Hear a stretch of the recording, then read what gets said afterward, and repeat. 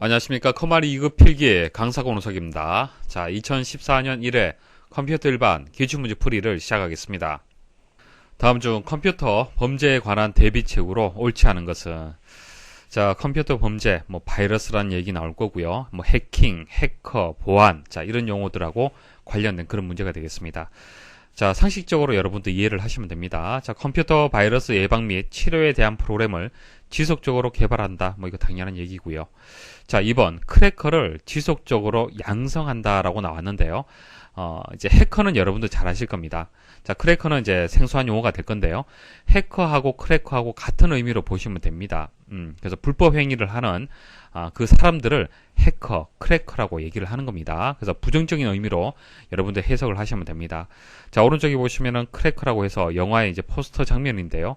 보시면 아시겠지만은 인상이 그렇게 좋지는 않습니다. 그죠? 네, 그래서 부정적인 의미로 보시면 돼요. 그래서 지속적으로 양성한다는 이 의미가 틀렸습니다. 자, 인터넷을 통한 해킹으로부터 보호하기 위해 방화벽과 해킹 방지 시스템을 설치한다. 이거 맞는 설명이죠. 자, 방화벽이란 것은 불법으로 접근하는 것을 차단하는 시스템을 방화벽이라고 얘기를 합니다. 자, 해킹을 당하지 않도록 설치하는 시스템이다. 그렇게 보시면 됩니다. 자, 4번 정기적인 보안 검사를 통해서 해킹 여부를 감시하도록 한다. 맞는 설명이죠. 그래서 여기서는 2번이 정답이 되겠습니다. 다음 중 네트워크 구성에 대한 설명과 프로토콜이 바르게 연결된 것은, 프로토콜이라는 것은 어떤 규약을 뜻하는 겁니다. 약속, 서로 통신하기 위한 약속, 그것을 프로토콜이다 그렇게 얘기를 하고요. 쉽게 여러분들이 그냥 기술이다, 그렇게 보시면 됩니다. 그래서 블루투스라든지 와이파이 그리고 이더넷 이런 기술들, 이런 것들을 프로토콜이다 그렇게 보시면 됩니다. 자, 그래서 이 문제는요, 블루투스가 무엇인지, 와이파이가 무엇인지, 이더넷이 무엇인지를 이해를 해야만 문제를 풀 수 있도록 그렇게 출제가 되었습니다. 자, 각각에 대한 용어들 말씀을 드릴게요. 자, 블루투스는 여러분들 대부분 평소에 다들 사용하고 계실 겁니다. 자, 오른쪽 그림 보시면요, 마우스가 있는데 선이 없죠? 연결된 선이 없습니다. 자, 여기 보시면 USB 요 장치를 컴퓨터 본체에 연결을 하고요. 그리고 이제 선은 없지만은 자, 연결된 이 USB 이 포트 부분하고 이제 무선 마우스죠. 서로 이제 무선으로 연결하는 이 기술이 블루투스가 되는 거예요.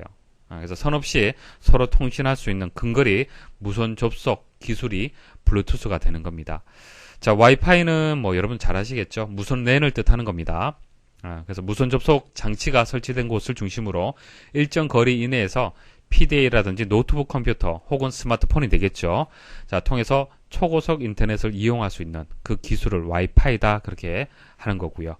자, 이더넷이 좀 생소할 수가 있는데요. 이더넷은 근거리 통신망, 자, 근거리 통신망을 랜이라고 얘기를 하는데요.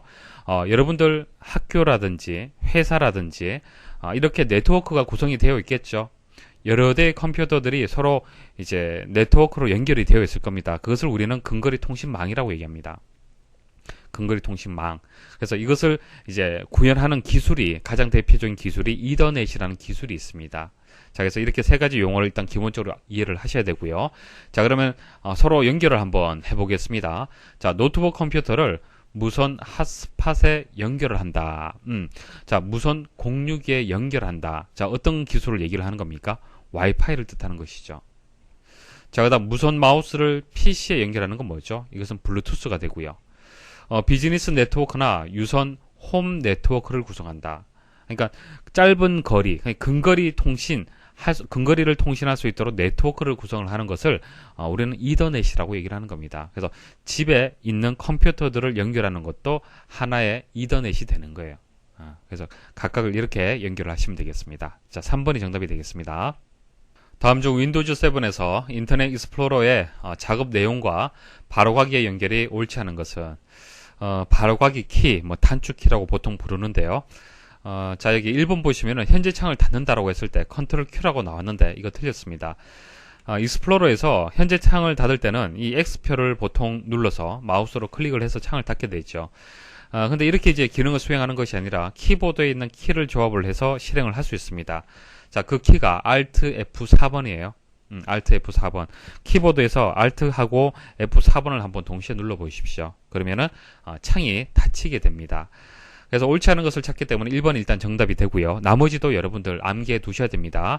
자, 이런 바로가기 키가 문제를 풀이할 때마다 계속적으로 나올 겁니다. 그때마다 암기를 할 수밖에 없어요. 이런 문제들은. 자, 그리고 홈페이지로 이동을 한다. 자, 홈페이지로 이동하는 기능이 여기 있죠. 자, 이것을 클릭을 하게 되면 홈페이지로 이동이 되는데, 키가 있다는 얘기예요. Alt하고 홈키를 같이 누르시면 됩니다. 자, 홈키는 반드시 들어가야 될 거고, Alt키하고 같이 눌러줘야 된다. 자, 그렇게 기억을 하시면 되겠습니다. 자, 3번. 현재 웹페이지를 새로 고침한다. 새로 고침. 자, 서핑을 하다가 페이지가 정상적으로 보여지지 않을 때 새로 고침하죠. 새로 고침합니다. 그때 바로가기 키가 F5번이 되겠습니다. F5번 누르면 바로 새로 고침 실행이 되고요. 자, 기억을 하실 때는 F5번에 숫자 5 있죠. 5. 자, 이것을 까마귀 5.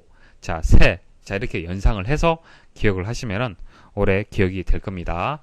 자, 4번. 브라우저 창의 기본 보기와 전체 화면 간에 전환을 한다. 그때 F11번이다. 이렇게 나왔는데 이거 맞는 설명인데요. 자, 기본 보기하고 전체 화면하고 차이점 먼저 이해를 하셔야겠네요. 자, 기본 보기는요. 자, 익스플로러를 실행을 했을 때 평소에 여러분들이 보는 그런 보기 형태를 얘기를 하는 겁니다. 자, 이게 기본 보기 형태가 되는 거예요. 자, 구분을 하자라면은 자, 익스플로러의 이제 메뉴 부분이 위쪽에 나와 있을 거고요. 그 다음 아래쪽은 실제 그 웹페이지가 되겠습니다. 자, 이렇게 구성된 것이 기본 보기가 되고요. 전체 화면은요, 아래쪽 그림 보시면 아시겠지만은 위쪽에 익스플로러의 어떤 메뉴 구성이 없어진 겁니다. 없어지고 웹페이지를 화면 크게 볼 수 있다라는 그런 이점을 가지고 있는 화면 보기 형태가 되는 겁니다. 그래서 이 두 개의 그 보기 형태를 F11번을 누르게 되면 왔다 갔다 할 수 있습니다. 다음 중 윈도우즈 7의 명령 프롬프트 창에서 원격 장비의 네트워크 연결 상태 및 작동 여부를 확인할 때 사용하는 명령어로 옳은 것은 뭐 암기를 해서도 뭐 풀 수는 있지만은 제가 각각에 대해서 설명을 좀 드리겠습니다. 자, 일단 명령 프롬프트 창이라는 것이 무엇인지 여러분들 아셔야 되는데요. 자, 아래쪽에 보시면 검은색 화면에 보여지는 이 화면이 있죠. 자, 이것을 명령 프롬프트 창이라고 얘기를 하는 겁니다. 자, 실행하는 방법은요. 보조 프로그램에 가서 명령 프롬프트라는 그 기능이 메뉴가 있습니다. 실행을 하게 되면 이와 같이 검정 화면에 창이 보여지게 될 겁니다. 자, 시작 버튼 누르시면은 이제 모든 프로그램이 있습니다. 자, 모든 프로그램에 가서 자, 보조 프로그램 선택을 하고요. 보조 프로그램에서 명령 프롬프트라고 이제 메뉴가 있습니다. 자, 이것을 실행을 하셔도 되고요. 아니면은 여기 이제 검색 상자에다가 cmd라고 명령어를 바로 입력을 하셔도 됩니다. 자, 엔터 한번 입력을 해볼게요. 자, 엔터 입력하게 되면 이렇게 검은색 화면에 창이 이렇게 만들어지죠. 이게 명령 프롬프트 창이 되는 겁니다. 자, 여기에다가 명령어를 입력을 해서 실행을 할 수가 있는데요. 자, 이것은 예전의 운영체제인 도스, 자, 도스의 환경이 되는 겁니다. 그러니까 현재 여러분들 사용하고 있는 운영체제는요, 윈도우즈 운영체제죠. 자, 윈도우즈는 명령어를 입력할 때 마우스를 이용을 해서 클릭해서, 자, 조금 전 제가 보여드렸죠. 명령 프롬프트 창을 실행하기 위해서 프로그램에 가서 모든 프로그램에 가서 보조 프로그램에 가서 그렇게 실행을 했잖아요, 그죠?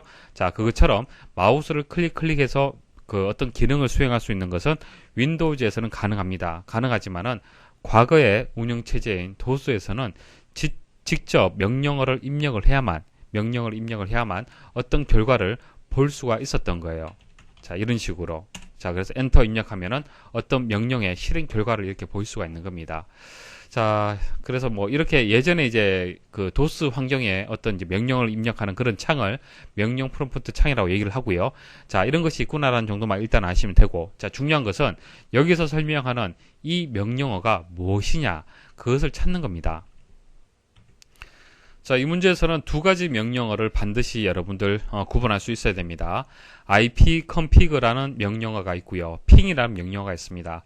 ipconfig라는 것은 IP의 어떤 구성, 자, configuration, 구성을 확인할 수 있는 명령이에요. 그래서 IP라는 것은 여러분들 사용하는 컴퓨터에 다 부여가 되어 있습니다. 여러분들 댁에 주소가 있듯이 컴퓨터에는 인터넷을 사용하기 위한 주소, 그러니까 IP가 다 있습니다. 그래서 현재 컴퓨터에 네트워크 설정에 관한 정보, 그러니까 네트워크를 하기 위한 여러 가지 정보들을 표시해주는 그런 명령어가 IP 컨피그가 되겠습니다. 그래서 IP 주소, 서브넷 마스크, 뭐 기본 게이트웨이, 뭐 자세한 것은 다음에 또 말씀을 드릴 겁니다. 중요한 것은 네트워크 설정하고 관련된 이런 정보들을 표시해주는 명령어는 IP 컨피그다. 자, 그렇게 기억을 하시면 되고, 자, 여기에다가 IP 컨피그 입력하고 엔터 입력을 하시면 돼요. 그러면 아래와 같은 화면을 볼 수가 있습니다. 자, IPv6, IPv4, 자, 이렇게 주소 체계도 다음에 설명을 드릴게요. 이런 주소도 나오고, 여러 가지 네트워크 관련된 설정 상태를 정보를 볼 수가 있습니다. 자, 이게 IP 컨피그가 되고요. 자, 이 문제에서는, IP 컨피그를 묻는 문제가 아니죠. 네트워크의 연결 상태, 자, 상태하고 작동 여부를 확인할 때 사용하는 명령어라고 얘기를 했습니다. 그러니까 여러분들이 인터넷을 사용을 하다가 인터넷이 정상적으로 되지 않는다는 얘기예요. 그러니까 기사 퍼스트 사이트에 접속을 했고 또는 뭐 네이버 사이트에 접속을 했는데 제대로 이제 그 페이지 홈페이지가 보여지지 않는다는 얘기입니다. 자, 홈페이지가 보여지지 않을 때는 여러 가지 이유 때문에 보여지지 않을 수 있습니다. 자, 대상이 되는 그 사이트들의 문제점 때문에 보여지지 않을 수도 있을 거고요. 네트워크의 현재 문제점 때문에 또 안 될 수도 있을 겁니다. 자, 이랬을 때 이제 핑이란 명령을 이용을 해서 자, 이 대상이 되는 사이트의 이상 유무를 확인을 할 수가 있습니다. 그래서 핑 하고요. 뒤에 주소를 입력을 하시면 됩니다. 그래서 네이버라면은 www.naver.com 이렇게 입력을 하시면 됩니다. 자, 그럼 그 결과를 아래쪽에서 이렇게 표시를 해줍니다. 표시를 해줘서 상태가 뭐 잘못되었다, 뭐 그 문제가 없다 이런 것을 결과를 보실 수가 있습니다. 자, 그래서 분석된 결과는 여러분들이 뭐 잘 모르셔도 되고요. 그래서 핑이란 것은 상태를 확인한다, 네트워크 연결 상태를 확인한다, 그렇게 기억을 하시면 됩니다. 그래서 정답이 되는 것은 4번 핑이 여기서 정답이 되고요. 나머지 에코라든지 레그 에디트라는 명령어가 있는데요. 간단하게만 보시면 됩니다. 에코라는 것은 문자열을 출력할 때, 문자열을 화면에서 보여지게 할 때 사용하는 명령어다. 자, 그 다음 레그 에디트, 에디트라는 것은 편집기를 뜻하는 거죠. 레그라는 것은 레지스트리를 줄여서 레그라고 지금 쓴 겁니다. 그래서 레그 에디트라는 명령어가 있는데요. 이것은 레지스트리라는 내용을 볼 수 있는 편집기를 실행하는 명령어가 되는 겁니다. 자, 이것도 다음에 또 설명을 드릴 겁니다. 그래서 레그 에디트는 레지스트리 편집기다라는 정도 기억을 하시면 되겠습니다. 다음 중 멀티미디어의 특징으로 옳지 않은 것은 멀티미디어가 무엇인지 일단 정의를 이해를 하셔야겠네요. 음성, 문자, 그림, 동영상 이런 다양한 혼합된 이제 이런 매체들을 우리는 멀티미디어다 그렇게 얘기를 하는 겁니다. 쉽게 여러분들 메신저를 이용할 때, 자, 메신저를 이용할 때 과거에는 이제 문자만 서로 주고 받을 수 있었습니다. 하지만 지금은 어떻습니까? 뭐 음성이라든지 그림이라든지 동영상이라든지 이런 다양한 이제 그 매체들도 이제 혼합해서 이제 서로 주고 받을 수 있을 겁니다. 자, 그 개념, 그런 환경을 생각을 하시면 됩니다. 그래서 그게 멀티미디어의 이제 개념이 되는 거예요. 이런 이제 특징 4가지가 있는데요. 디지털화, 양방향성, 통합성, 비선형성 이렇게 4가지가 있습니다.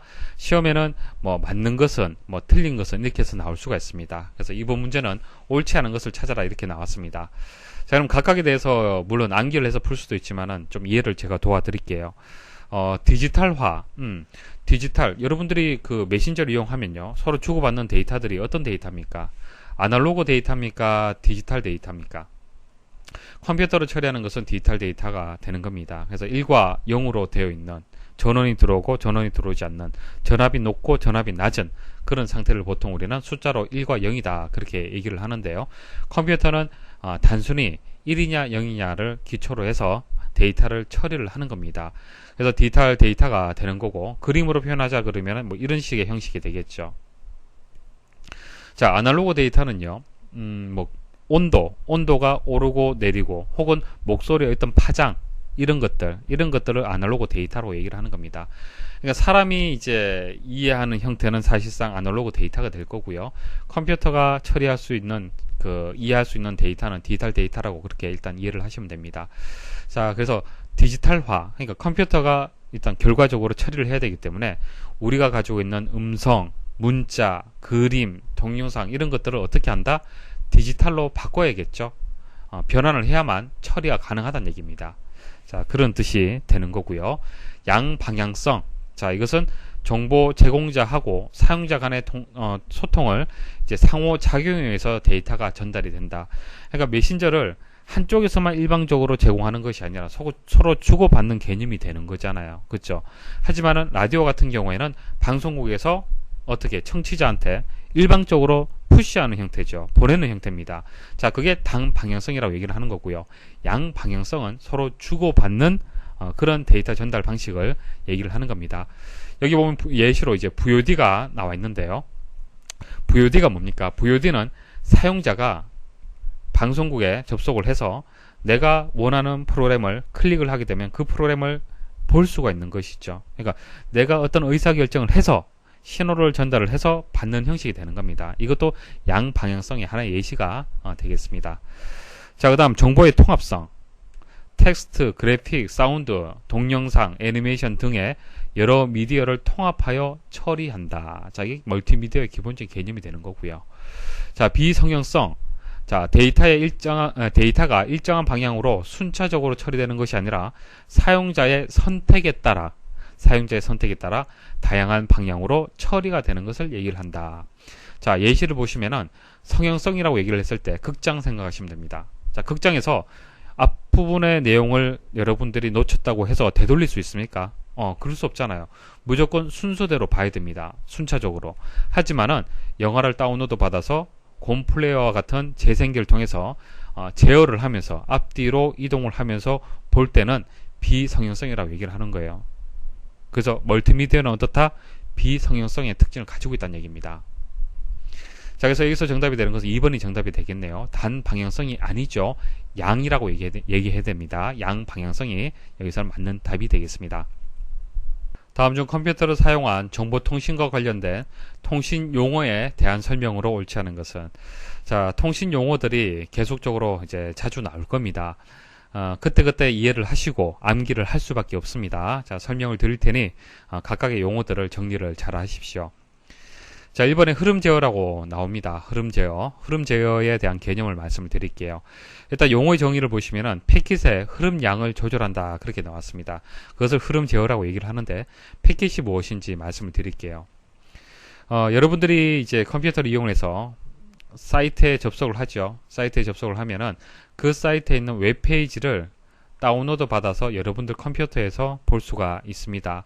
그때 이 웹페이지가 통으로 전체가 전달되는 것이 아니고요. 이것을 잘게 쪼개서 조각들이 이렇게 전송이 되는 거예요. 그래서 1번 조각, 2번 조각, 3번 조각, 이런 것들이 네트워크를 이용을 해서 전달이 되는 겁니다. 자, 이 각각의 조각들을 우리는 패킷이라고 얘기를 하는 거예요. 패킷. 그래서 이런 패킷들이 서로 주고받는 것을 우리는 통신이라고 얘기를 하는 겁니다. 자, 그럼 이런 패킷들을 흐름을 양을 조절할 필요가 있겠죠. 한 번에 많이 전송이 된다든지 한 번에 전송이 잘 되지 않는다든지 그런 흐름들을 조절할 필요가 있을 겁니다. 그것을 흐름 제어라고 얘기를 하는 거예요. 어려운 거 아니죠. 자, 그래서 수신 한도를 넘지 않도록 전송할 필요가 있을 겁니다. 이제 트래픽을 초과를 하게 되면 어떻게 되는 거예요? 사이트 접속이 안 되죠.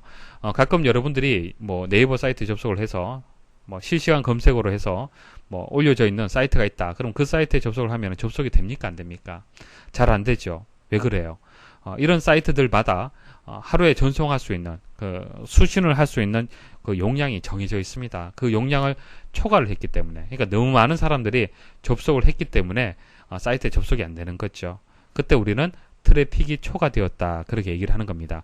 수신이 한도가 넘어갔다라고 보는 거죠. 자, 이런 것들을 관리할 필요가 있고 이것을 우리는 흐름 제어라고 얘기를 한다. 자, 자료를 송수신할 때 버퍼를 사용하여 그 속도의 흐름을 조절하기 위한 기능이다. 속도를 조절한다. 흐름의 양을 조절한다. 자, 그리고 여기서 버퍼라는 것은 기억장치를 버퍼라고 얘기를 하는 겁니다. 그러니까 이런 패킷들을 버퍼라는 기억장치에 저장을 해서 문제가 없을 때 전송을 하고, 이런 개념을 생각하시면 됩니다. 자, 2번 정지 비트라는 용어가 나왔는데요. 스타트 비트가 있고 스탑 비트가 있습니다. 그러니까 한 번에 한 문자씩 전송을 할 때 앞뒤에 스타트 비트하고 스탑 비트하고 붙여서 구별을 해줍니다. 그러니까 데이터가 있으면은 데이터만 단순히 이제 보내는 것은 아닙니다. 예를 들어서 안녕하세요라는 메시지를 보내는 겁니다. 자, 안녕하세요라는 메시지를 전송을 할 때 이 메시지만 전송을 느닷없이 보내는 것이 아니죠. 대화가 시작을 한다라면 시작한다라는 어떤 신호, 대화가 끝났다라면 끝났다는 신호를 같이 붙여서 보내는 겁니다. 그래야만 제대로 전송이 될 거 아닙니까? 그러니까 여러분들이 대화를 할 때도 마찬가지죠. 조금 중간에 띄어쓰기를 잘해주면은 좀 더 이해하기 쉬울 거고 의사소통이 좀 쉬울 겁니다. 자, 그런 개념을 생각을 하시면 됩니다. 그래서 데이터의 앞뒤로 붙이는 스타트 비트하고 스탑 비트를 지금 여기서 얘기를 하는 겁니다. 그래서 정의를 보시면은 전송되는 데이터의 끝을 알리기 위해 보내는 비트다. 자, 스탑 비트가 맞죠. 시작되는 것을 알리기 위한 비트는 스타트 비트가 되는 겁니다. 자, 3번 페리티 비트. 자, 페리티 비트는요. 자, 데이터가 있으면요. 이 데이터가 전송이 되잖아요. 그죠? 자, 수신 측에서 받습니다. 이 데이터를 받으면은 중간에 전송 매체 때문에 또 문제가 발생할 수도 있고 여러 가지 요인에 의해서 내가 보내자고 하는 데이터가 훼손될 수도 있을 겁니다. 그럴 수 있잖아요. 그죠? 그럼 수신 측에서 그런 오류들을 검출할 수 있어야겠죠? 자, 검출하기 위한 그 비트를 페리티 비트라고 얘기를 합니다. 그러니까 데이터만 보내는 것이 아니라 이 데이터의 오류를 수신 측에서 검출할 수 있도록 추가로 계산된 어떤 값인 페리티라는 비트를 추가를 해서 보내는 거예요. 자, 그래서 페리티 비트는요, 데이터 전송 시에 에러 검출을 위해, 자, 에러 검출이라는 얘기가 나오면 페리티 비트가 되는 겁니다. 자, 에러 검출을 위해 데이터 비트에 붙여서 보내는 비트다. 가장 대표적인 방식이 페리티 비트가 되겠습니다. 물론 에러 검출을 하는 방법이 여러 가지가 있습니다. 여러 가지가 있는데 보통 자주 출제되는 것이 페리티 비트가 되겠습니다.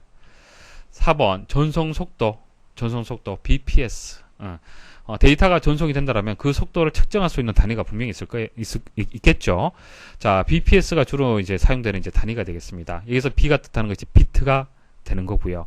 S가 세컨드, 그러니까 초당 비트 수가 되는 거예요. 초당 비트 수. 그러면 1200 bps라는 얘기는 1초 동안에 1200개의 비트를 전송한다. 비트라는 것은 정보를 표현하는 최소의 단위를 비트라고 얘기를 합니다. 공간 한 개를 생각하시면 됩니다. 그럼 이 공간 한 개에 컴퓨터는 이진수를 이용하기 때문에 숫자 1 아니면 0을 저장을 할 수가 있습니다. 그러니까 이 공간, 자, 1이냐 0이냐 1 또는 0을 저장할 수 있는 그 크기를 이제 그 기억 공간을 비트라고 얘기를 하는 겁니다. 그럼 하나의 비트가 있으면은 몇 개의 정보를 표현할 수 있을까요? 2개를 표현할 수가 있어요. 2개. 1 아니면 0. 2개의 정보를 표현할 수가 있죠. 그래서 1초 동안에 1200개의 비트를 전송할 수 있는 것을 얘기하는 겁니다. 4번에 보시면 바이트라고 나왔죠. 바이트. 바이트는요, 비트가 8개가 모이면은 바이트가 됩니다. 8개 비트가 1바이트가 되는 겁니다. 그래서 이제 약어가 잘못되었죠. 그래서 4번이 정답이 되겠습니다.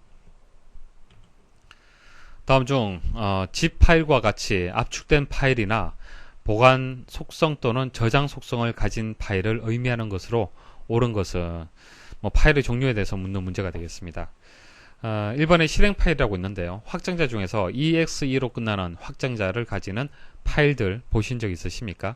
보통 게임 CD가 있더라면 그 CD에서 EXE 파일을 이제 클릭을 하면은, 더블 클릭을 하면은 게임이 설치가 되죠. 혹은 실행이 될 겁니다.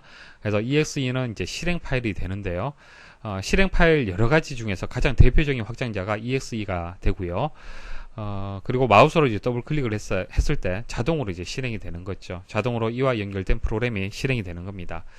자, 아카이브 파일. 여기서는 이제 아카이브 파일이 정답이 되는데, 아카이브란 것은 기록 보관소의 의미를 가지고 있습니다. 그래서 이런 것들은 백업용이라든지 보관용 파일을 아카이브 파일이다, 그렇게 얘기를 하는 겁니다. 그래서 문제에서 요구하는 정의하고 동일하죠.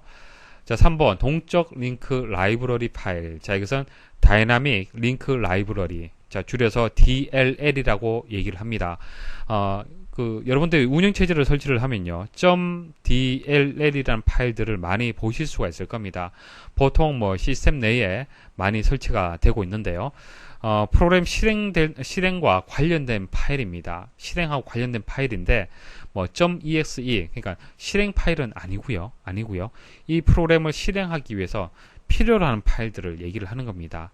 그래서 다수의 실행 파일에 공유될 수 있기 때문에 디스크 용량이나 메모리를 절약할 수 있다. 자, 이게 무슨 뜻이냐면은 예를 들어서 여러분들이 어떤 프로그램을 설치를 합니다. 프로그램 설치를 해서 자, 그 프로그램이 CD 내에 저장이 되어 있습니다. 그럼 이 CD 내에 프로그램 실행을 위한 파일들이 다 담겨져 있겠죠. 담겨져 있을 겁니다. 자, 그러면은 1번부터 해서 100번까지 파일이 필요로 해요. 그럼 1번에서 100번까지 이 CD에다가 다 담는 것이 아니라 1번에서 100번까지 파일 중에서 1번에서 50번까지 파일들은 이제 프로그램에서만 필요로 하는 것이 아니라 대부분의 프로그램에서 다 필요로 하는 그런 내용이더라. 그러면 이것은 어떻게 한다? 미리 컴퓨터 내부에 저장을 해두는 겁니다.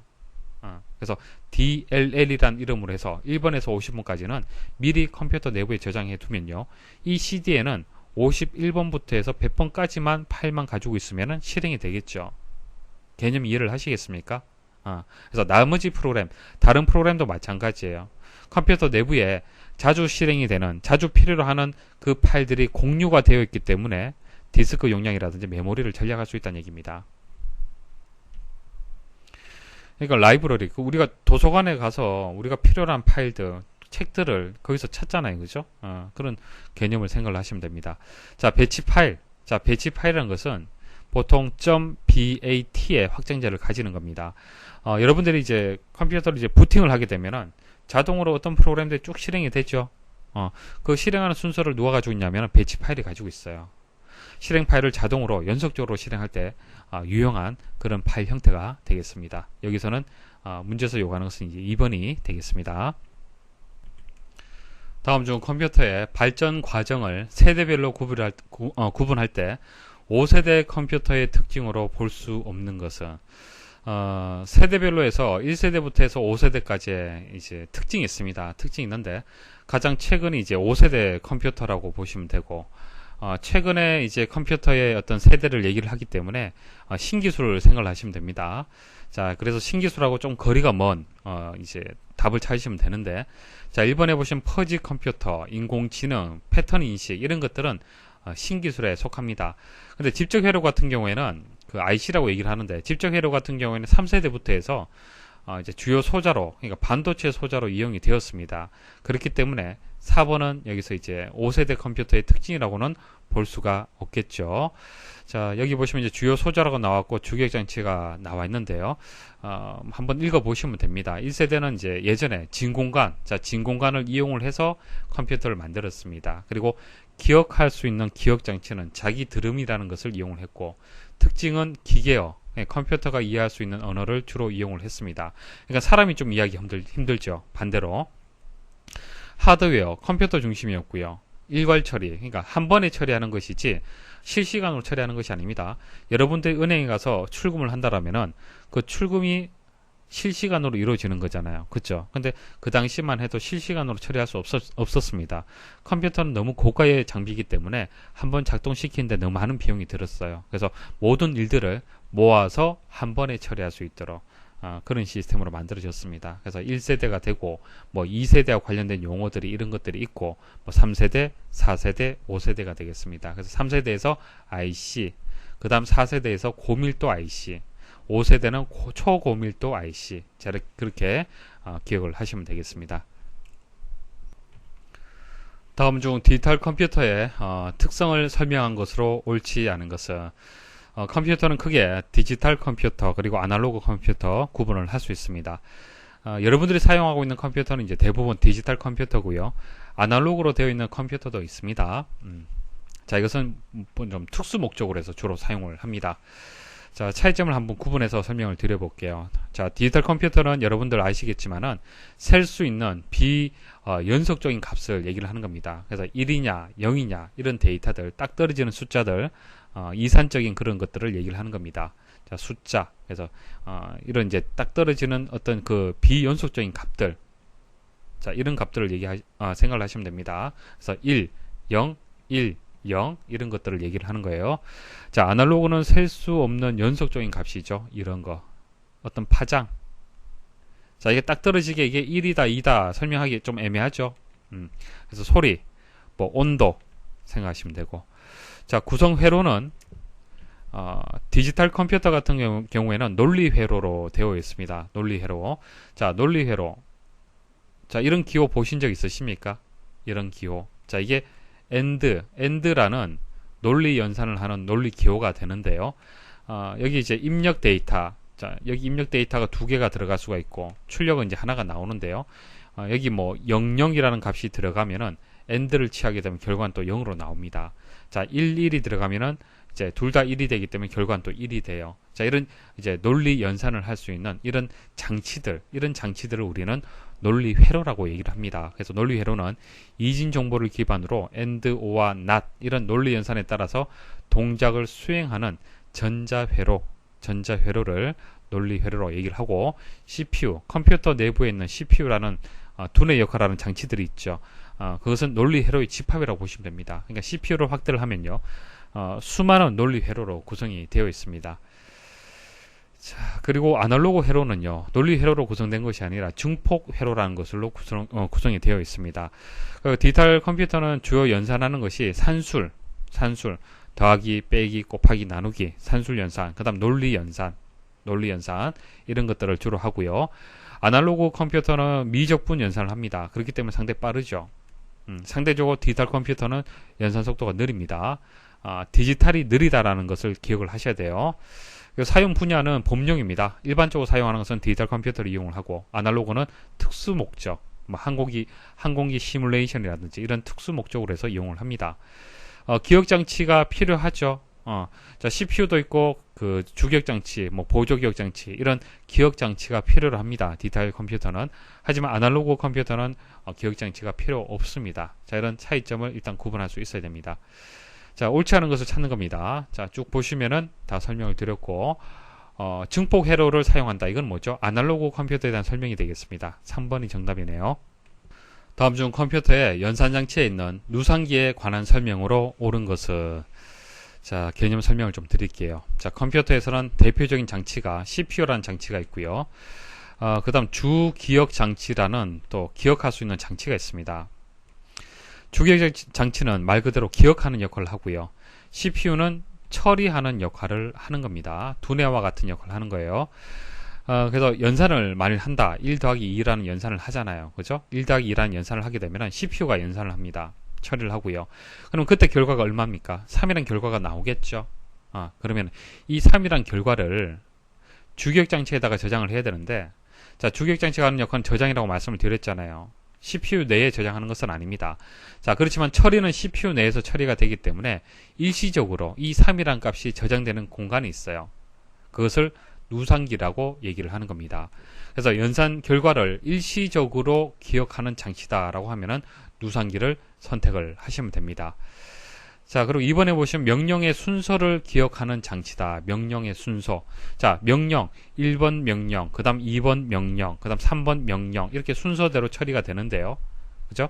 자, 이 처리되는 순서를 기억하는 장치가 또 있습니다. 컴퓨터 내부에. 그것을 우리는 프로그램 카운터라고 얘기합니다. PC, 줄여서 PC라고 합니다. 명령의 순서를 기억하는 장치가 되고요. 자, 명령어. 자, 1번 명령어, 2번 명령어, 3번 명령어. 그러니까 이 명령어들도 어딘가는 기억이 되어 있어야 됩니다. 자, PC는 순서가 되는 거고요. 3번은 명령어가 되는 거예요. 명령어 그 자체를 저장하는 것은 IR, Instruction Register라는 명령 레지스터에 저장이 됩니다. IR. 자, IR. 명령어를 기억하는 것은 Instruction Register. 자, 레지스터는 기억 장치입니다. 기억 장치를 레지스터라고 얘기합니다. 자, IR이 되고요. 그 다음 명령을 해독하는 장치다. 해독. 자, 해독을 할 때는 디코더. 그러니까 컴퓨터가 이제 그 사람이 이해하는, 그러니까 사람이 이해하는 것과 컴퓨터가 이해하는 것은 다르죠. 컴퓨터가 이해하는 언어하고 사람이 이해하는 언어는 다릅니다. 그래서 컴퓨터 내부적으로 명령을 해독할 수 있는 장치가 또 필요합니다. 그 장치를 디코더라고 얘기를 하는 겁니다.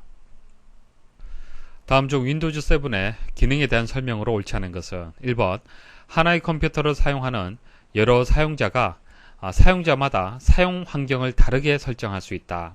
가능합니다.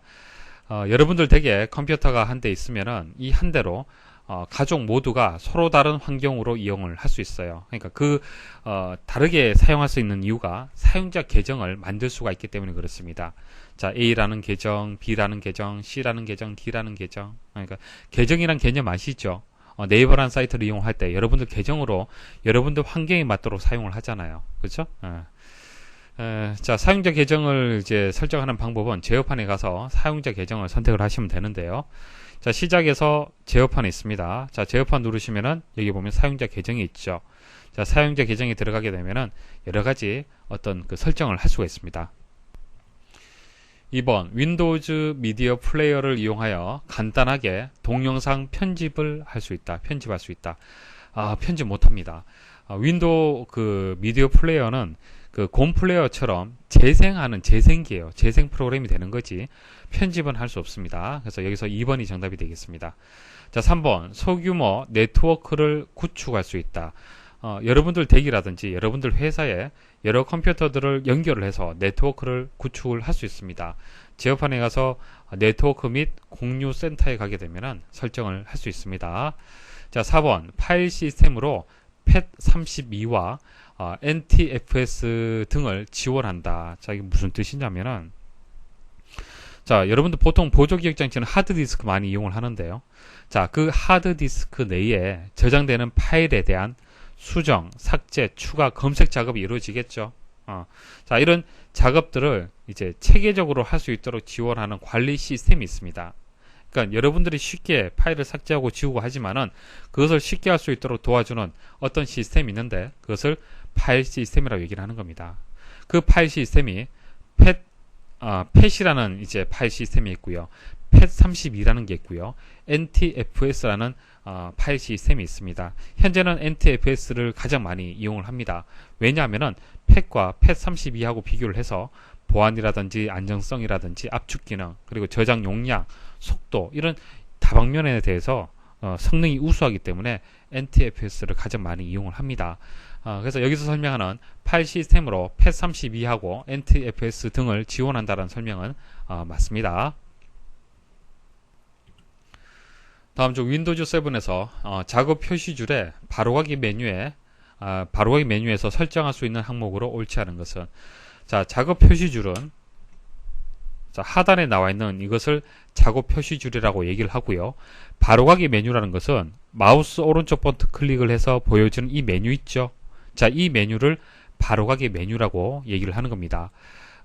그래서 뭐 아래쪽 해석을 보시면 아시겠지만은 작업 표시줄 바로가기 메뉴에서 여기 보시면 이제 계단식 창 배열, 창 가로 정렬 보기, 작업 표시줄 잠금 이런 것들은 설정을 할 수 있습니다. 하지만은 아이콘 자동 정렬, 아이콘 자동 정렬은 바탕화면의 아이콘을 얘기를 하는 겁니다. 바탕화면에 있는 아이콘 자동 정렬은 어떻게 합니까? 바탕화면에서 마우스 버튼, 오른쪽 버튼 클릭을 해서 바로가기 메뉴에서 설정할 수 있는 거예요. 그러니까 바탕화면에서 해야 되는 겁니다. 자, 보세요. 자, 바탕화면에서 마우스 오른쪽 버튼 클릭을 해보십시오. 바로가기 메뉴가 나오죠. 여기서 보기에 가시면요. 자, 아이콘 자동 정렬이라는 메뉴가 있습니다. 그래서 4번이 정답이 되겠네요. 문제에서는 작업 표시줄의 바로가기 메뉴에서 문제가 나왔습니다. 다음 중 윈도우즈 7의 프린터 설치에 대한 설명으로 옳지 않은 것은, 자, 윈도우즈 7에서 프린터 설치 한번 해보셨습니까? 컴퓨터가 있으면은 그 프린터가 있으면요, 이렇게 연결을 하면요, 보통 USB로 연결을 하는데 연결을 하면은 자동으로 보통 설치가 됩니다. 설치가 되는데 자동으로 설치가 되지 않고 어떤 그 윈도우즈에 있는 기능을 이용해서 설치하는 경우, 자, 그때도 여러분들이 알고 계셔야겠습니다. 그래서 프린터를 설치하는 순서 말씀을 드릴게요. 일단 기본적으로는 USB를 연결하게 되면 자동으로 설치가 됩니다. 하지만은 연결되지 않을 때 연결하는 방법 말씀을 드리겠습니다. 자, 시작에 가서 장치 및 프린터에 가게 되면은, 자, 시작 버튼 누르면은 장치 및 프린터가 있습니다. 장치 및 프린터에 가면은 프린터 추가라는 메뉴가 있죠. 자, 이 버튼을 클릭을 하게 되면은 이와 같은 화면을 보실 수가 있습니다. 자, 로컬 프린터를 추가하는 방법이 있고요. 그 다음 네트워크, 무선 또는 블루투스 프린터를 추가하는 방법. 자, 이렇게 두 가지가 있습니다. 차이점을 일단 아셔야겠죠. 자, 로컬 프린터라는 것은 여러분들 컴퓨터에, 자, 컴퓨터가 있으면은 바로 연결되는, 다이렉트로 연결되는 프린터. 자, 그것을 연결을 할 때는 로컬 프린터 추가를 선택을 하시면 되고요. 네트워크 무선 또는 블루투스 프린터 추가. 이것은 여러분들 컴퓨터와 직접 연결되는 것이 아니라 여러분들 컴퓨터하고 연결되어 있는 컴퓨터에 있는 프린터를 얘기를 하는 거예요. 그러니까 다른 사람의 프린터가 되는 것이죠. 그러니까 다른 사람의 컴퓨터도 여러분들이 가지고 와서 공유를 해서 설치를 해서 이용을 할 수 있다는 얘기입니다. 그래서 여러분들 컴퓨터에 연결되어 있는 프린터뿐만 아니라 다른 컴퓨터에 있는 프린터도 설치를 해서 이용을 할 수 있습니다. 그것을 우리는 공유 프린터라고 얘기를 합니다. 자, 보기 보도록 하겠습니다. 자, 1번 프린터 추가 마법사를 실행하여. 자, 프린터 추가를 클릭을 했을 때 이제 마법사가 실행이 되는데요. 실행하여 새로운 프린터를 로컬 프린터와 네트워크 프린터로 구분하여 설치할 수 있다. 좀 전 말씀을 드렸죠. 자, 2번 한 대의 컴퓨터에는 한 대의 프린터만 설치되어야 하며. 자, 이거 설명 틀렸습니다. 이제 컴퓨터가 있으면요, 프린터를 여러 대를 연결할 수 있습니다. 여러 대를. 이것은 사진을 전용으로 출력하는 프린터다. 이것은 문서를 출력하는 프린터다. 여러 가지 용도로 해서 이렇게 여러 개의 프린터를 연결을 할 수 있습니다. 그래서 앞부분의 설명이 틀렸고요. 자, 한 대의 프린터를 네트워크로 공유하여 여러 대의 컴퓨터에서 사용할 수 있다. 이건 맞습니다. 여러분들 사무실에 보시면은 프린터 하나만 두고요, 여러 대의 컴퓨터들을 연결을 해서 사용하는 경우가 많습니다. 가까이 컴퓨터마다 이제 프린터를 다 연결하는 것은 낭비잖아요. 그죠? 그래서 프린터는 늘 자주 사용하는 것은 아니기 때문에 공유해서 이용하면 좋습니다. 자, 3번 네트워크 프린터를 사용할 때는 프린터의 공유 이름과 프린터가 연결되어 있는 컴퓨터 이름을 알아야 된다. 이거 맞는 설명입니다. 자, 이해를 하시면 돼요. 자, 한번 생각을 해보십시오. 자, 컴퓨터, 여러분들 컴퓨터가 한 대 여기 있습니다. 자, A라는 컴퓨터가 있습니다. 자, B라는 컴퓨터하고 연결되어 있고요. 또 C라는 컴퓨터하고도 연결되어 있습니다. 자, B라는 컴퓨터에 프린터가 연결되어 있고요. C라는 컴퓨터에도 프린터가 연결되어 있습니다. 자, 만일 여러분들이 C 컴퓨터에 있는 프린터를 이제 이용을 하고 싶다는 얘기예요. 설치하고 싶다는 얘기입니다. 그럼 설치할 때 어떤 것을 알고 있어야겠습니까? 어떤 것을 알고 있어야 될까요? 자, 컴퓨터 이름, C라는 컴퓨터 이름 당연히 알고 있어야겠죠. 자, A 입장에서 B도 있고 C도 있잖아요. 컴퓨터가. 그죠? 그래서 C라는 컴퓨터 이름을 일단 알고 있어야 됩니다. 자, 그 다음 C 컴퓨터에 연결되어 있는 프린터 이름도 알고 있어야 됩니다. 그래서 이 두 가지 값을 알고 있어야만 네트워크로 해서 프린터를 사용을 할 수 있습니다. 네트워크 프린터를 설치하면 다른 컴퓨터에 연결된 프린터를 내 컴퓨터에 연결된 프린터와 같이 사용할 수 있다. 당연한 얘기죠.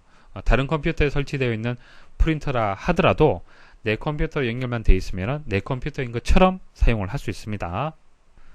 다음 중 그래픽 파일 형식 중 GIF에 대한 설명으로 옳지 않은 것은. 자, GIF, JPG 이런 확장자들 한번 들어보셨을 겁니다. 자, 특징 한번 정리를 해볼게요.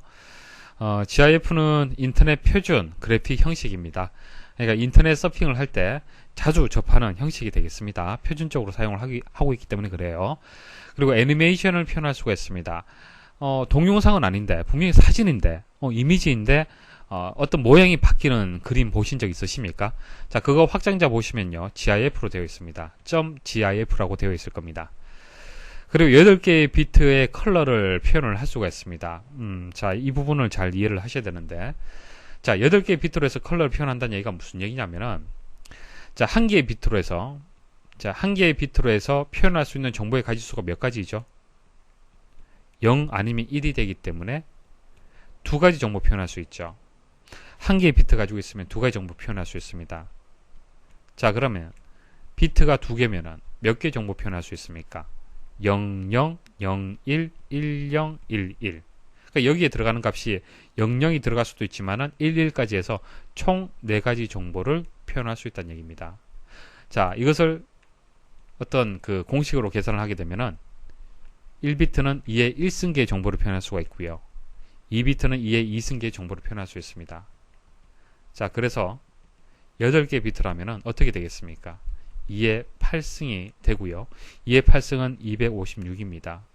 256이 되는 거예요. 그래서 GIF는 8개의 비트를 이용해서 컬러를 표현하기 때문에 256가지 색을 표현한다는 얘기입니다. 그러니까 우리가 눈으로 보는 색깔들 있죠. 물론 256가지 색깔보다 더 많습니다. 많은데 GIF는 어떻게 한다? 그 모든 색깔들을 256가지 색으로 표현한다는 얘기입니다. 그럼 아무래도 색감은 떨어지겠죠. 색감은 떨어지지만은 어때요? 용량은 그만큼 줄어들기 때문에 8개의 비트만으로 표현을 하기 때문에 전송 속도는 빠르다는 얘기입니다. 만일 32비트로 되어 있는 32비트 컬러를 표현한다. 그러면은 가지수는 2에 32개까지 표현할 수 있지만은 용량이 커지기 때문에 전송 속도는 떨어질 수밖에 없겠죠. 색을 풍부하게 표현하면 표현할수록 용량 커진다는 얘기입니다. 자, 그리고 GIF는요, 무손실 압축 기법을 사용을 합니다. 자, 여기서 압축이라는 얘기가 나오는데 왜 압축이라는 얘기가 나오냐면은 우리는 그 컴퓨터로 이제 데이터를 처리하기 위해서 아날로그 데이터를 디지털로 바꾸죠. 그림도 그렇고 동영상도 그렇고 모든 것들을 아날로그를 디지털로 바꿉니다. 이때 압축이 들어갑니다. 압축이 들어가요. 그러니까 아날로그의 이 원본 데이터를 100% 그대로 디지털로 바꿔버리면은 용량이 엄청 커집니다. 엄청 커지기 때문에 이것을 압축을 해서 용량을 줄이도록 그렇게 처리를 합니다. 그래서 사진도 마찬가지예요. 그냥 압축을 하는데 GIF 같은 경우에는 무손실이에요. 무손실. 그러니까 손실이 발생하는 압축 기법이 있고 손실이 발생하지 않는 압축 기법이 있는데요.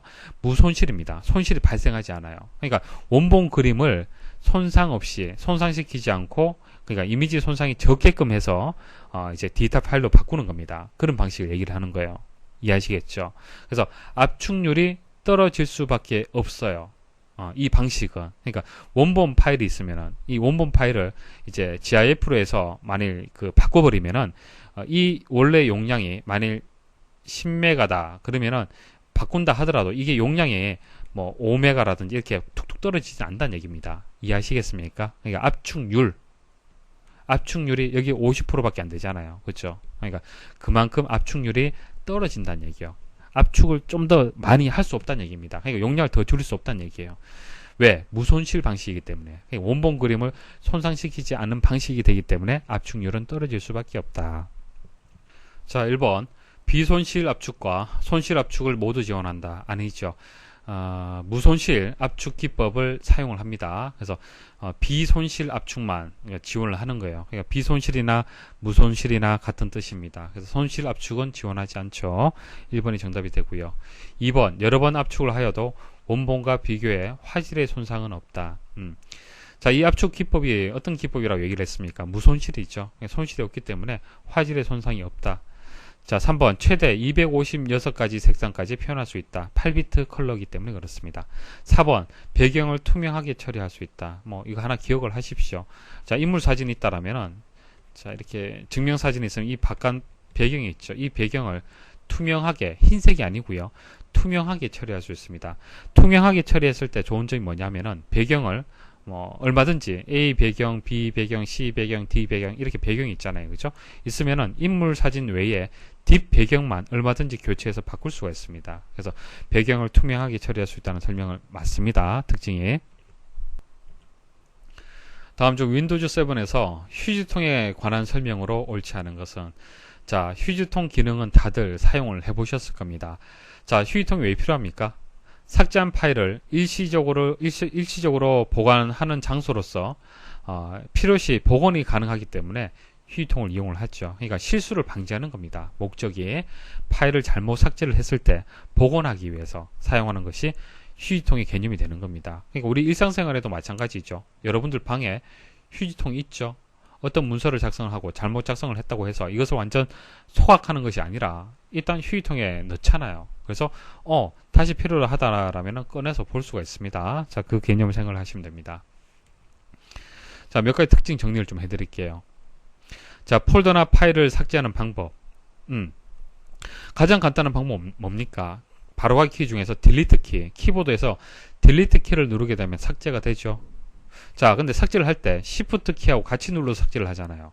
그때는 완전 삭제가 됩니다. 그러니까 딜리트 키만 누르면은 그 파일이 휴지통으로 이동이 되는데요.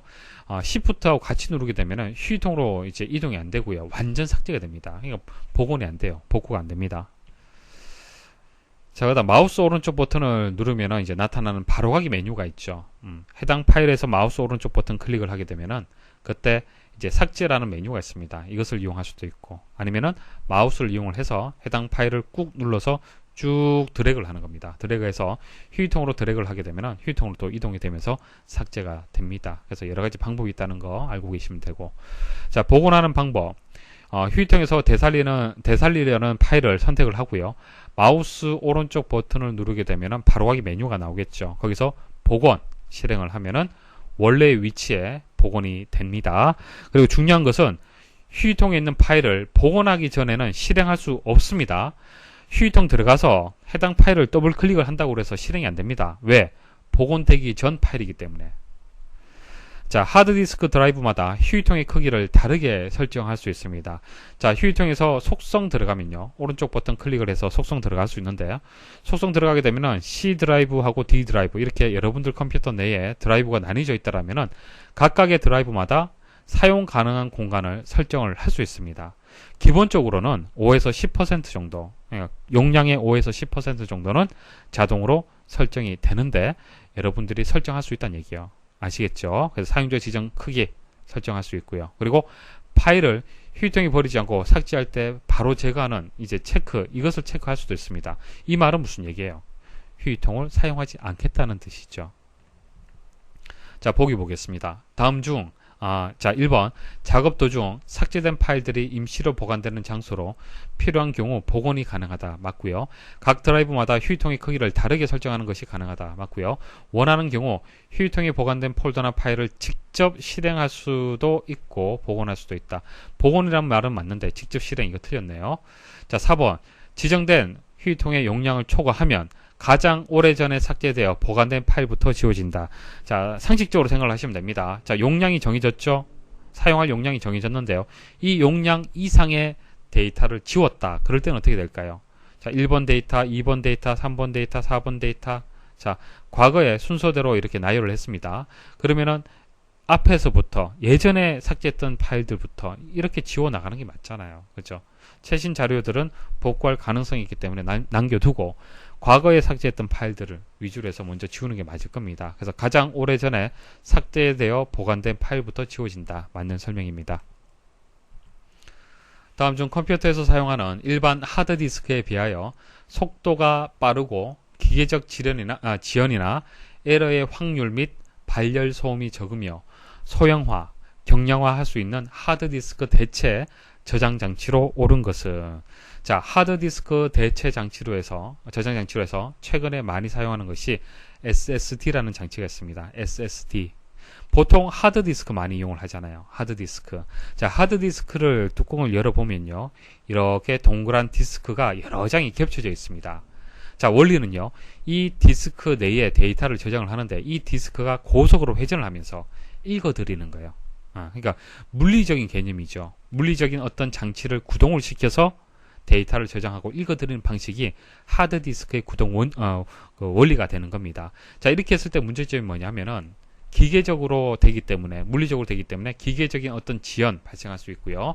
그리고 물리적인 에러 발생할 수 있습니다. 그러니까 각각의 이제 저장되는 단위를 섹터라고 얘기를 하는데 이 섹터가 불량이 발생할 수가 있어요. 자, 그래서 에러의 확률, 그리고 발열 소음. 자, 회전이 되기 때문에 발열이라든지 소음 발생할 수 있습니다. 자, 이런 문제점을 가지고 있고요. 그 다음 이제 SSD 같은 경우에는 플래시 메모리로 되어 있습니다. 메모리. 그러니까 이제 반도체로 되어 있어요. 반도체로 되어 있을 때는 어떻습니까? 당연히 소형화 가능하고요. 경량화 가능하죠. 그러니까 무게도 적게 들고 발열, 소음도 적습니다. 여러분들 USB 있죠? USB. USB 메모리 내에 있는 메모리가 플래시 메모리예요. 자, USB 메모리에 데이터를 저장할 때, 읽어드릴 때 소음이 많이 발생을 합니까?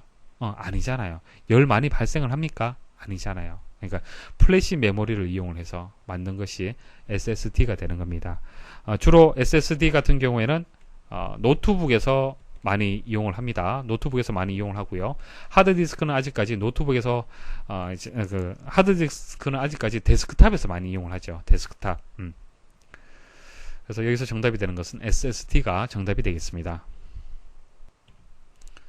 다음 중 윈도우즈 7에서 Ctrl ESC 키를 눌러 수행되는 작업으로 옳은 것은, 자, 이런 단축키, 이런 바로가기 키는 그때그때 암기를 하셔야 됩니다. 한번 보도록 하겠습니다. 자, 바탕화면에서 Ctrl ESC 한번 눌러볼게요. 어떻게 되었습니까? 자, 시작 버튼을 눌렀을 때하고 똑같죠. 자, 그래서 정답은 1번이 정답이 되는 겁니다. 시작 메뉴가 나타난다. 자, 암기하는 방법 말씀을 드릴게요. 자, Ctrl ESC잖아요. 그죠? C하고 E 생각하시면 됩니다. C, 그죠? 시작의 C하고 발음이 비슷하잖아요. 그죠? 그렇게 기억을 하시면 오래 기억이 될 겁니다.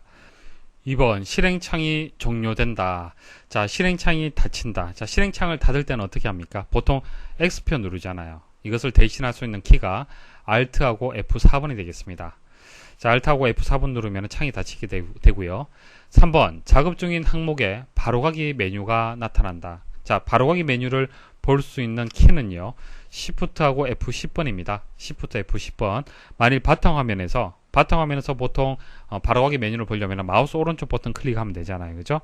그때 이제 이런 화면들을 이제 마우스를 이용하지 않고 키보드로 이용을 할 때는 Shift F10번 누르면 됩니다. 자, 창 조절 메뉴가 나타난다. 창 조절 메뉴. 자, 탐색기가 실행된 상태에서 Alt하고 스페이스바를 한번 눌러 보십시오. Alt하고 스페이스바를 누르면은 이런 창 조절할 수 있는 메뉴가 표시가 됩니다. 자, 창 조절 메뉴는요, 이쪽 부분에서 마우스 오른쪽 버튼 클릭을 해 보십시오. 클릭을 하면 이렇게 창 조절 메뉴를 볼 수가 있습니다. 다음 중 윈도우즈 7의 제어판, 프로그램 및 기능을 사용하는 이유로 가장 적절한 것은, 자, 제어판에 가면은 프로그램 및 기능이라는 이제 메뉴가 있습니다. 이 메뉴를 이제 클릭을 하면요, 아래와 같은 이제 그림이 보여지는데요. 여기서 할 수 있는 것은 프로그램을 제거하거나 뭐 변경하는 이런 기능을 수행을 할 수 있습니다. 그러니까 뭐 아리아 한글이라든지 오피스 프로그램들이 있죠. 이런 것들을 제거하고 변경을 할 때 이 메뉴에서 할 수가 있는 겁니다. 자, 그래서 보기를 읽어보시면은 저작권에 의한 사용료를 지불하기 위해서, 이거 전혀 상관없죠. 2번, 다른 사용자의 프로그램을 임의로 사용하는 것을 막기 위해서, 뭐 바이러스 예방을 하기 위해서, 이거 다 틀렸죠. 컴퓨터에 설치된 프로그램을 제거하거나 변경하기 위해서, 이게 맞는 설명입니다. 다음 중 윈도우즈 7의 제어판에서 개인 설정 기능에서 설정할 수 있는 기능으로 옳지 않은 것은, 자, 제어판에서 개인 설정을 클릭을 하면요, 이와 같은 그림을 보실 수가 있습니다. 그래서 개인 설정과 관련된 기능들이 여기 나와 있는데요. 자, 화면 보호기는 가능합니다. 설정 가능하고요. 그 다음 마우스 포인트 변경 가능하고요. 바탕 화면의 배경을 또 변경하는 것도 가능합니다. 자, 근데 가젯 설정은요, 제어판에서 바탕화면 가젯이라는 기능을 수행을 해야만 가젯을 설정을 할 수가 있습니다. 그래서 여기서 정답이 되는 것은 4번이 정답이 되겠습니다. 자, 개인 설정에서 하는 것은 바탕화면의 배경 그림, 창색, 소리, 화면 보호기, 바탕화면의 아이콘, 마우스 포인터의 모양, 계정 사진, 그러니까 바탕화면과 관련된 내용들을 설정할 수 있다라고 일단 기억을 하시고 각각에 대해서는 암기를 좀 하셔야겠습니다. 자, 이렇게 해서 이제 이번 기출 문제를 이제 설명 마치도록 하겠습니다. 자, 하나 당부 말씀드리고 강의를 마치도록 하겠습니다. 일단 제 강의를 들으시면 다들 이해를 하실 겁니다. 그리고 확실하게 이해하는 방법은 개인 설정을 실행을 해서 이와 같은 화면을 보는 방법이 가장 좋겠죠. 그냥 실습을 하면서 이해를 하는 방식이 가장 좋습니다. 가장 좋은데 시험장 가서는 실습을 할 수가 없죠. 할 수 없습니다. 상시시험 같은 경우에는 컴퓨터 화면으로 문제를 풀어야 됩니다. 상시시험. 정시시험은 시험지가 주어지기 때문에 필기는 할 수 있습니다. 하지만 상시시험 같은 경우에는 컴퓨터 모니터로 문제를 보고 답을 선택을 해야 되기 때문에 필기를 할 수도 없고 당연히 실습도 할 수 없습니다. 그러면 이 문제만 보고 답을 바로 선택할 수 있어야 돼요. 그렇죠? 실습할 수 없기 때문에 참 어렵습니다. 자, 그래서 이런 것들을 어느 정도는 연상을 하면서도 암기를 좀 하셔야 돼요. 그때그때. 자, 학습 방법을 말씀을 드렸습니다. 자, 이렇게 해서 여기까지 강의 마치도록 하겠습니다. 수고하셨습니다.